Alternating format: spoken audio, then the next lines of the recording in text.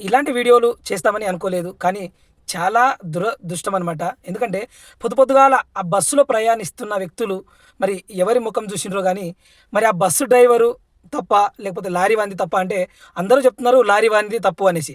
ఎందుకంటే రాత్రి 4 గంటలకు బయలుదేరిన బస్సు తాండూరు టు హైదరాబాద్. అక్కడి నుంచి చాలామంది ప్రయాణికులు హైదరాబాద్‌కి చాలా పనుల మీద వస్తా ఉంటారు.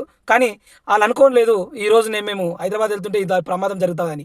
కానీ అక్కడ ఒకే కుటుంబం చెందిన ముగ్గురు అమ్మాయిలు హైదరాబాద్‌లో చదువుతున్నారంట. కానీ ఒక ట్రైన్ ఎక్కడం మిస్ అయిపోయి బస్ ఎక్కడం మరి వాళ్ళ దురదృష్టం. ఈరోజు వాళ్ళకి లాస్ట్ రోజు అయిపోయింది. మరి చాలా అంటే చాలా బాధాకరం.